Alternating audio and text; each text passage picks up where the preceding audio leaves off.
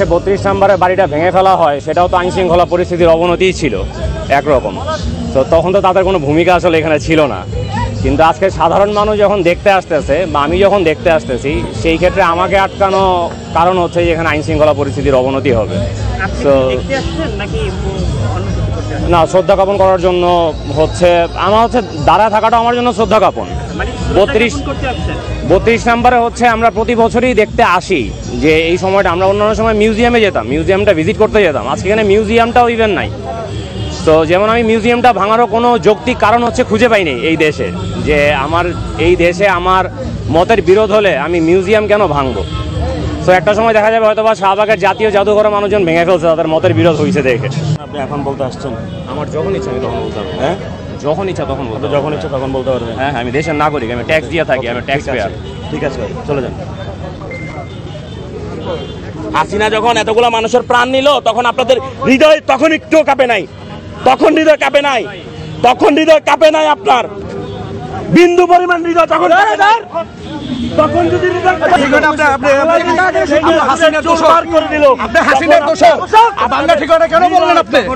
কেন বললেন আপনি? শুনবো কি? 17 বছর ধরে শুনতে জুলাই আগস্ট নিজে বাচ্চাদের আপনি কেন বললেন যে ভাঙা ঠিক হয় না?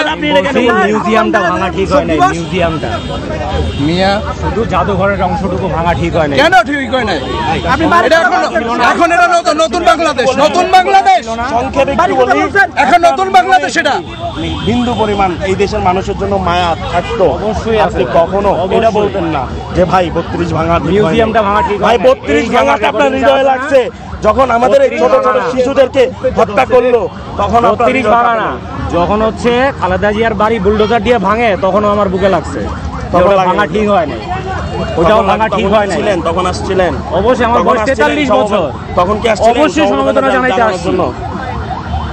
হ্যাঁ, তখনও সমবেদনা জানাইতে আসছি। আচ্ছা, আমার কথা আমি এটাও বলছি যে 32 নম্বর হচ্ছে কর্মফল। খালেদা জিয়াকে বাড়ি থেকে বের করে তার বাড়ি বুলডোজার দিয়ে ভেঙে ফেলাইছে। হ্যাঁ, এনার বাড়িও বুলডোজার দিয়ে ভেঙে ফেলাইছে। হ্যাঁ, শুধু মিউজিয়ামটার জন্য খারাপ লাগছে আমার। বাদ দেন, মিউজিয়ামের জন্য মন খারাপ করে লাভ নাই।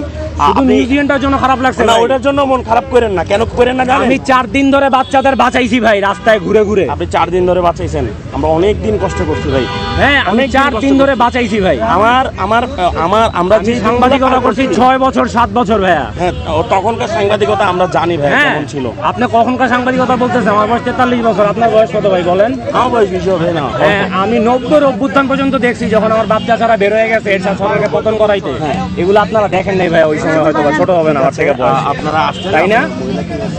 চলে যান, দয়া করে চলে যান। এমন কোনো কথা ভাই